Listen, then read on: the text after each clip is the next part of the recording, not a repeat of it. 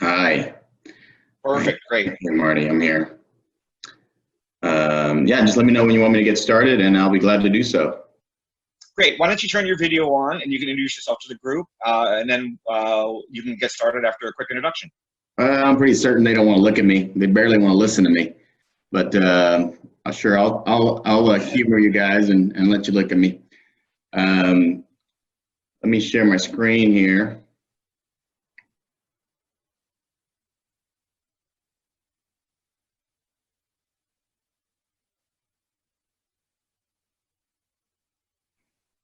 Do you want to do a quick intro while you're doing that?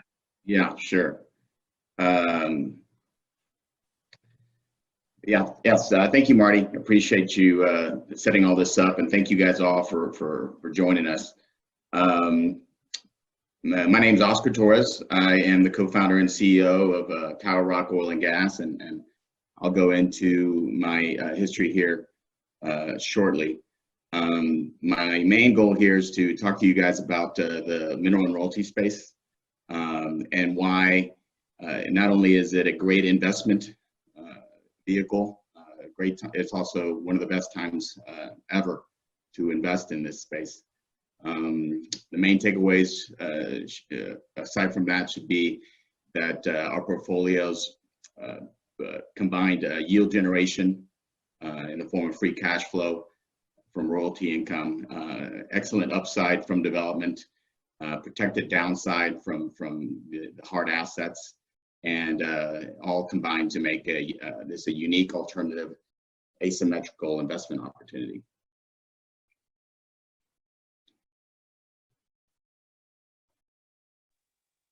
Perfect, great. And you're going to give us a quick rundown of where oil and gas is right now, and then also what are the opportunities for investing in royalties. Yeah, I'll go through as much as I can about that, and I actually am operating under the assumption that most people know that oil's in a downturn, much like the entire market is, but we'll cover all that. First, want to make sure that everybody understands this disclaimer.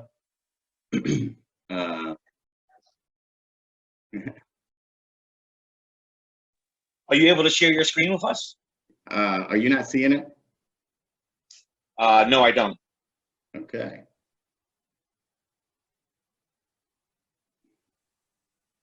Oh, there you go. So sorry about that. Perfect, great. You were supposed to see this. Now we're at the disclaimers.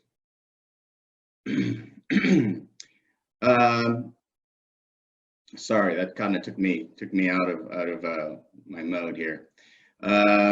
Anyway, well, when it comes to the mineral and royalty space, you're not really going to find very many people with as much experience as me. I've been doing this for 20 years. I began my career shortly after graduating from the University of Texas here in Austin, Hook'em Horns, with a degree in petroleum engineering. And I was fortunate enough to be hired by a small mineral and royalty acquisition startup. We navigated some pretty volatile times across my 13-year career there, and you can see that in this chart right here. And Marty, are you able to see that I'm on this chart? I just want to make sure that I'm. I see a mineral and royalty chart. Yes, looks Okay. pretty good. Good. Okay. Across my 13-year career with my previous firm, I helped generate over $240 million in value, including $90 million in net income. And since my departure in 2013 and the founding of Tower Rock, my team and I have generated outstanding returns as well for our partners, while navigating quite a bit of volatility as well. We'll go into that more detail about that shortly. But overall, across my 20-year in the very volatile industry, I've been involved in over 4,000 transactions totaling over $120 million. And I'm certainly well aligned with the success of our funds and that of our limited partners, particularly considering that I do not pay myself a salary, and 80% of my net worth is tied to these entities and these funds. Last but not least, my business partner and I have built a team with over 50 years of combined experience in the sector. to help us navigate and to help us invest every single dollar and put it in the best position to succeed.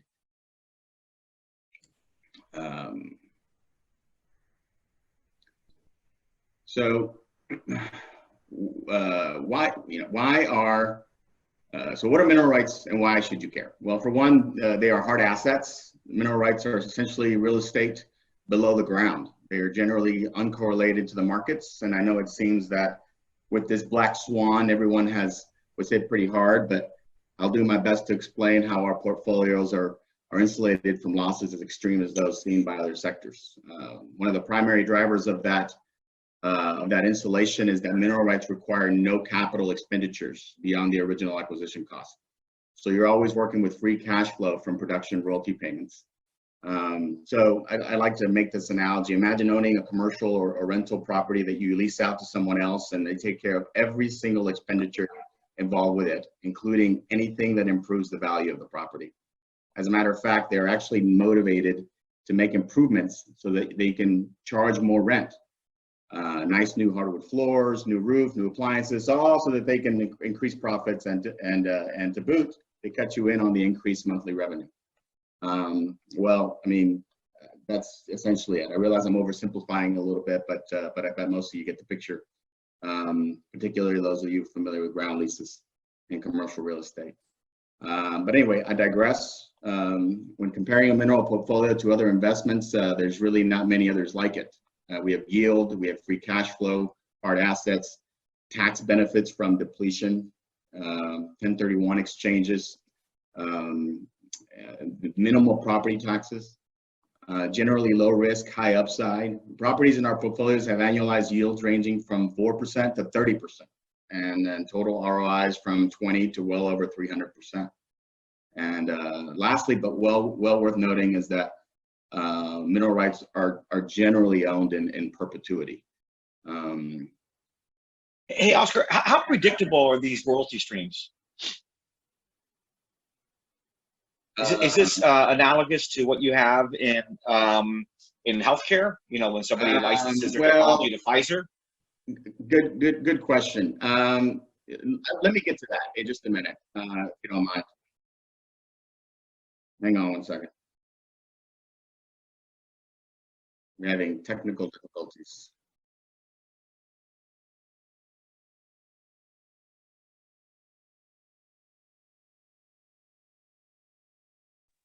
If you're having bandwidth issues, you may want to go to.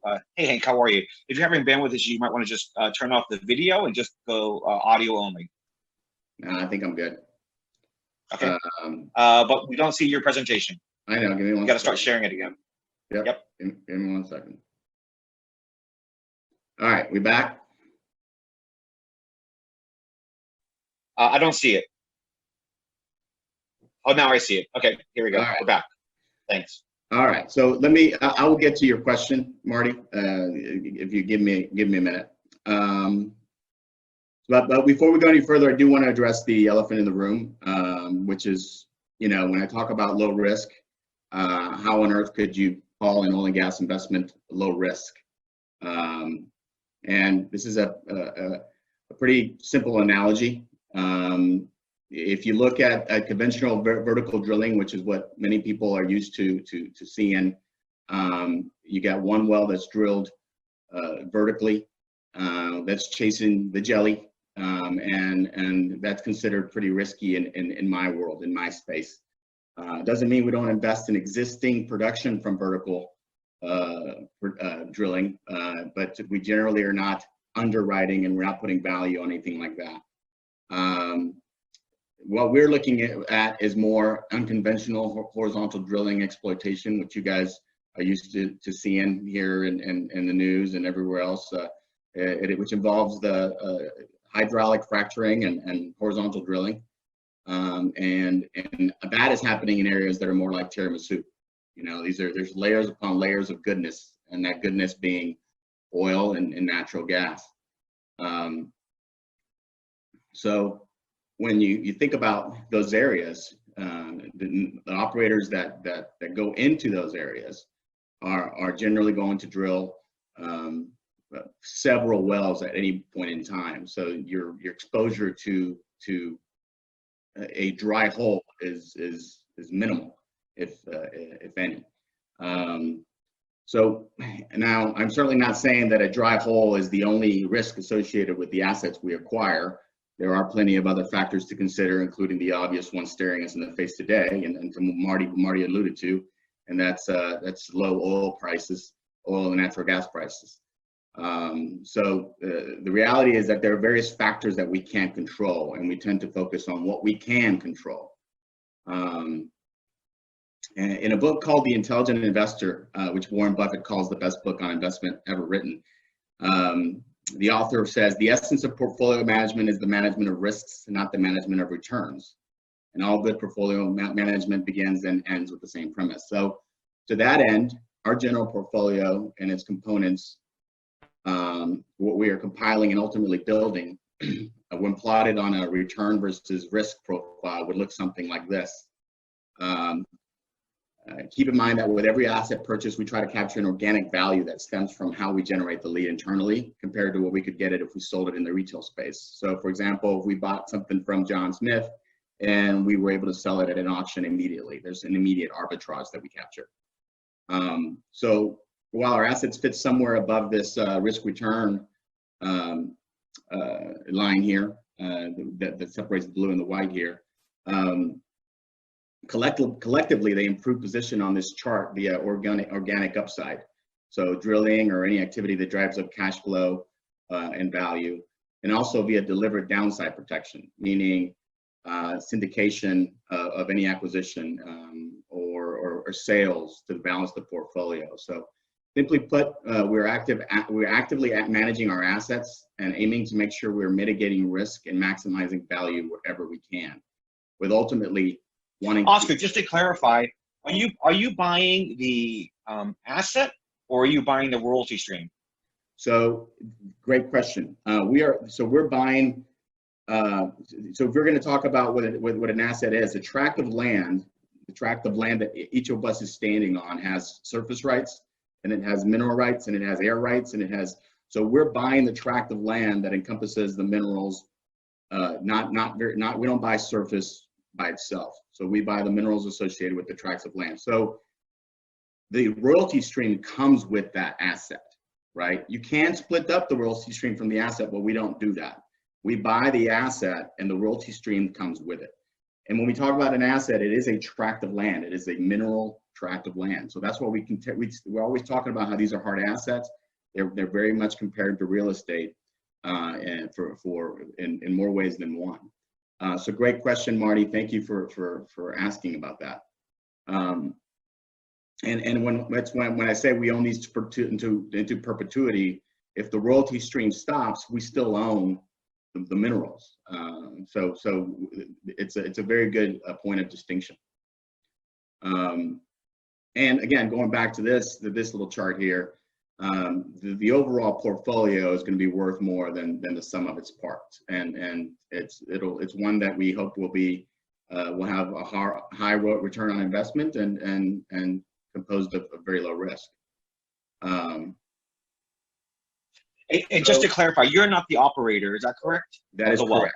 That is exactly right, and we'll touch on that again here in a minute. So how does our acquisition strategy?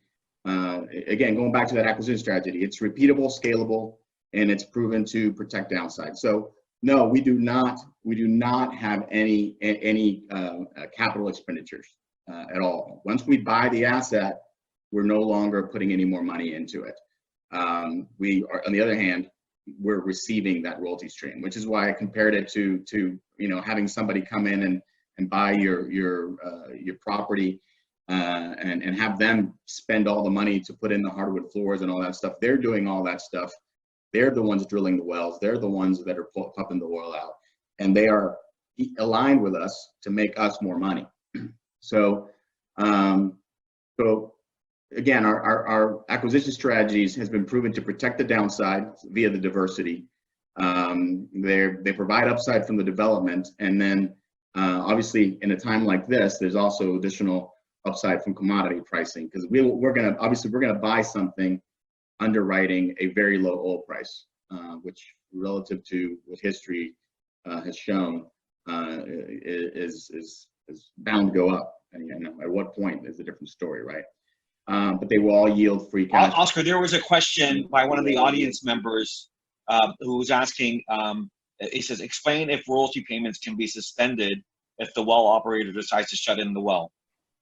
Good question. Generally speaking, yes, an operator can suspend a royalty payment to and not so that they don't have to sell the oil right now. But it wouldn't behoove them to do that. There is a lot of talk about prorating production right now, which is obviously very possible. It hasn't happened since the 80s. But that's going to end up hurting a lot of people. And with these leases, when an operator leases a property from me as a mineral owner, they pay me a bonus right up front to lease it from me. And then during the course of that lease period, they're required to drill a well if it's not already producing, obviously. And then they drill that well, and after they drill that well, the lease is held in perpetuity until it stops producing. So if they shut in the production, they lose that lease 90 days after it stops producing. So it doesn't behoove them to do that, and it has to produce in commercial quantities too. They can't just produce a barrel a day and then just kind of just figure out a way to keep that thing going. It has to be producing in commercial quantities, or they will lose that lease. And it's very valuable. So it's almost like a non-performing asset. It's exactly right. It's exactly right. And if they did that, then obviously that could be good for us, because as the mineral owner, then we have the opportunity to drop that operator who's clearly not doing their fiduciary duty. I wouldn't call them fiduciaries, but they're not doing their duty to maintain our lease and keep making us money, so that we can then, we're free to lease that to whomever else we want. Or if we wanted to, we could go and produce it ourselves, but we don't. We're not in that game. So great question, and we'll actually touch on that again a little bit, but it was a good point to do that. So going back to this acquisition strategy, we acquire thousands of acres and hundreds of tracts of land with varying degrees of risk and profitability. So going back to this return versus risk profile, the assets with the least amount of risk generate cash flow from legacy production. And you can see down here, number 4. They're not likely to have much in the way of new drilling. It's not impossible though, and because we own the minerals to the center of the earth, new technologies or new development techniques or anything like that in the future would certainly benefit us if they were applied to any of our lands. So any property that we buy that has currently producing wells, we carefully handicap the risk of the production ceasing, just like the question you guys just asked. If it's a rinky-dink operator that may not be able to operate this well at whatever oil price we're underwriting, then we will factor that into the risk profile and how much we pay. And then we we handicap that production, we handicap that cash flow, and we appropriately discount that cash flow. Over here on number 3 is the opposite end of the spectrum. It's where it's all upside, it's all non-producing, and that's where the smallest percentage of the properties we buy are located, but they also provide the biggest upside, because we buy them at a much lower price point, discounted cash flow analysis, or from a discount. What locations are you looking at? What's your geographic footprint? Okay, so another good question. When we're talking about the number 4 here, cash flow producing properties, we're buying all over the country, all over the continental United States. We do focus on good properties. We're focused on good value is what we're focused on. From a PDP perspective, so in other words, from currently producing properties. For the properties that are in all upside, over here with number 3, they're considered the riskier assets, so the ones where we're actually underwriting future development. We're focused in areas that have very active rig counts.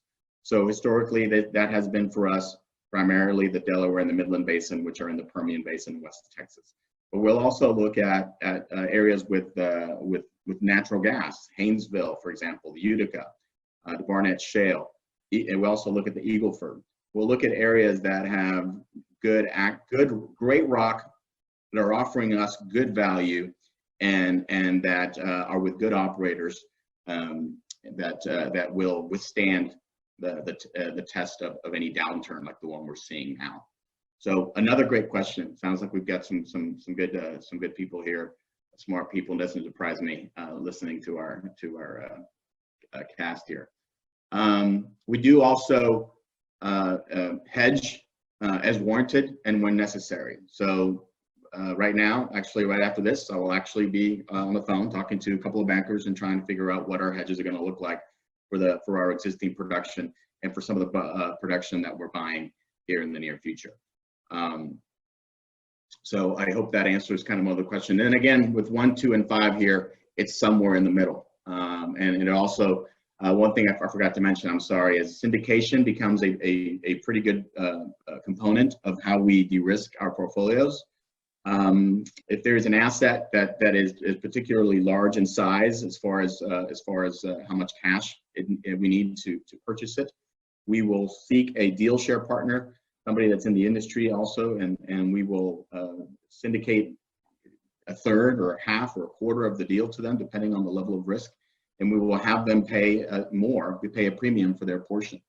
So a good example is if we buy $1 million asset, we will sell 50% of it for $600,000, and we'll keep the other half for $400,000, and we will use that additional cash to go out and buy more properties and do that. And that's all with the goal of trying to build that diverse portfolio. So what percentage of deals do you look at that are already drilled wells versus that already have drilled wells on them versus greenfields? Good question. So this good question. So this is going back to this chart right here, the 50, 40, 10. That's about the breakdown that you'll see from here. So it's about 50% of what we buy is really strictly producing assets that are generating a good royalty stream. 10% will be made up of these riskier, all upside type assets, and then we'll have everything in between, a mixture of everything in between. And again, there are certain elements that will move, that will shift these classifications more to this low risk, high ROI portfolio combination. And those elements that I was talking about are the organic upside, the deliberate downside protection, and then that organic retail arbitrage that I discussed, where the second we buy it, it's worth more than in the retail space than what we pay. All things being equal, obviously, I'm not going to sit here and tell you that a property we bought with an average of $55 oil 6 months ago is we could go out and get a retail price that's much higher right now in the $30 space. But we're also not selling it right now, right? I mean, we're holding on to it, and I'll touch on that in a minute. Did that answer your question, Marty?